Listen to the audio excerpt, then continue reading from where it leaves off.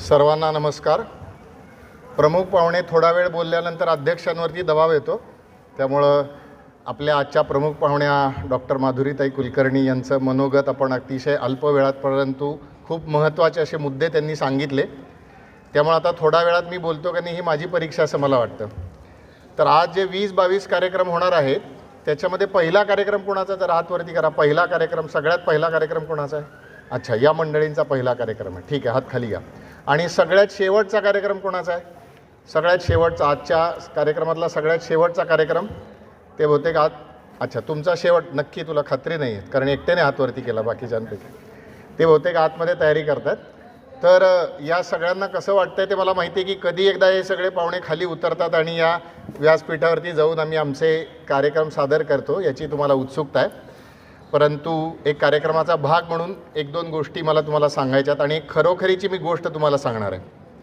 आजच्या आपल्या कार्यक्रमाच्या प्रमुख पाहुण्या डॉक्टर माधुरीताई कुलकर्णी, आपल्या प्रशालेचे मुख्याध्यापक वसावे सर, उपमुख्याध्यापिका पवार मॅडम, पर्यवेक्षिका लिमये मॅडम, शिक्षक प्रतिनिधी, विद्यार्थी प्रतिनिधी, शिक्षक बंधुभगिनी, पालक बंधुभगिनी आणि विद्यार्थी मित्र हो. आपल्या शाळेचे एक माजी विद्यार्थी होते आणि असाच स्नेहसंमेलनाचा कार्यक्रम झाला आणि त्या मुलानं सांगितलं की बाबा आज नाटकामध्ये मी काम करणार आहे, तुम्ही माझं नाटक बघायला जरूर या. मग त्याच्या वडिलांना खूप आनंद झाला की अरे आपला मुलगा नाटकात काम करतो आणि शाळेतल्या नाटकात काम करतो, भावे स्कूलच्या नाटकात काम करतो. त्यांना खूप आनंद झाला आणि म्हणून ते पालक नाटक बघायला आले. नाटक हे शेक्सपियरच्या एका कथेचं मराठी रूपांतर केलेलं होतं त्याच्या नाटकाचं आणि ते नाटक त्या ठिकाणी पार पडलं आणि वडील पूर्ण कार्यक्रमभर शोधत होते की आपला मुलगा कुठं दिसतो, आपला मुलगा कुठं दिसतो. पण सगळ्या नाटकाभर त्यांना कुठलाही आपला मुलगाच दिसला नाही आणि त्यांना वाटलं की या मुलांनी आपली गंमत केली, आपला मुलगा खोटं बोलला असं त्यांना पालकांना वाटलं. आणि मग हा काळ जुना असल्यामुळे आता हल्ली तरी पालक जरा आपल्या मुलांशी प्रेमानं बोलतात, त्यांचे लाड वगैरे पुरवतात. पण मी गोष्ट ज्या काळातली सांगतो ही गोष्ट 110-112 वर्षापूर्वीची गोष्ट सांगतो. तर त्या काळामध्ये मुलांचे लाड असतात आणि ते पुरवायचे असतात ही कल्पनाच नव्हती. त्यामुळे ते वडील हा मुलगा घरी कधी येतोय आणि आपण कधी एकदा त्याचा व्यवस्थित समाचार घेतोय दोन्ही हातांनी आणि वगैरे वगैरे असं वाट पाहत होते. आणि मग हा मुलगा आला आणि त्या पालकांनी म्हणजे त्या वडिलांनी विचारलं बाळाला, अरे तुला सगळ्या नाटकात मी शोधलं, तू म्हटला मी नाटकात आहे पण नाटकात तुम्हाला दिसलंच नाहीस, कुठलं पात्र केलं? हा मुलगा फार हुशार होता बरं का. तुम्ही जर सगळेजण जसे हुशार आहात तसा हा मुलगा खूप हुशार होता. त्या मुलाने सांगितले, बाबा मी पात्र कुठलं केलं ते तुम्हाला मी उद्या सकाळी सांगतो, आज रात्री काही सांगणार नाही. आज रात्री आता मला झोपू द्या, जेवण करू द्या, मला भूक लागली.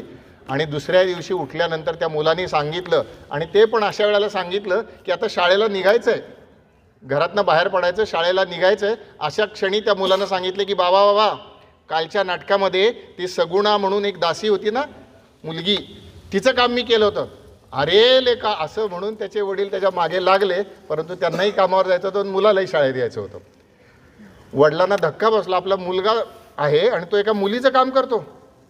पण मित्रमैत्रिणींनो लक्षात ठेवा, कलेमध्ये ज्यावेळेला तुम्ही एखाद्या कलेची प्रस्तुती करता, कलेचं सादरीकरण करता, त्यावेळेला तुम्ही काय म्हणून जन्माला आलात ही गोष्ट दुसरी असते. तुम्ही कशा पद्धतीनं सादर करता हे पहिलं असतं. एक जुनं उदाहरण आहे, आपल्याला कदाचित माहिती असेल, ते म्हणजे गुरु पार्वती कुमार यांचं नाव नृत्याच्या क्षेत्रामध्ये अतिशय प्रसिद्ध आहे. आपल्याला साधारण असं वाटतं की जे भारतीय नृत्य आहे ते महिला सादर करतात, परंतु गुरु पार्वती कुमार यांचं नृत्य क्षेत्रातलं योगदान जर आपण बघितलं तर लक्षात असं येतं की ते जन्मतः पुरुष असून देखील एखाद्या स्त्रीच्या भावभावना किती कोमलपणे त्या सादर करतात असं होतं.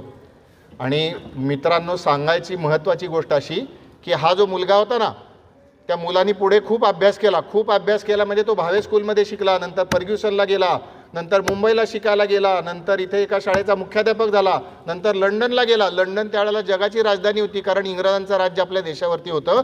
त्या लंडनला जाऊन तिथल्या अभ्यासक्रमामध्ये त्यांनी आपली गुणवत्ता सिद्ध केली आणि या मुलानं नंतर अशा 2 अजरामर कलाकृती निर्माण केल्या. त्यांना स्वतंत्र भारतामध्ये पहिलं राष्ट्रपतीचं सुवर्ण पदक मिळालं आणि दुसऱ्या वर्षी त्यांना राष्ट्रपतींचं रौप्य पदक मिळवलं. हा मुलाचं नाव किंवा या महान व्यक्तीचं नाव होतं आचार्य अत्रे, असं त्यांचं नाव होतं.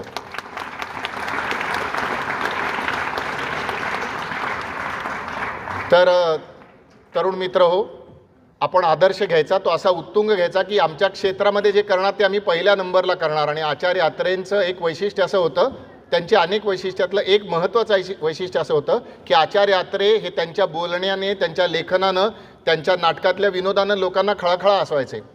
यावर्षी आपण वंदे मातरम या गीताची 150वी जयंती साजरी करतोय.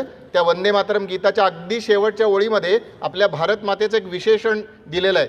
आपल्या भारत मातेला असं म्हटलं की सुस्मिताम, आमची भारत माता कशी आहे की तिच्या चेहऱ्यावरती हसू तरळत आहे.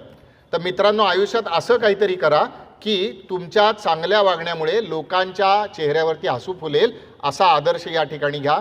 या निमित्तानं आपल्या सगळ्यांना खूप खूप शुभेच्छा देतो आणि थांबतो. धन्यवाद.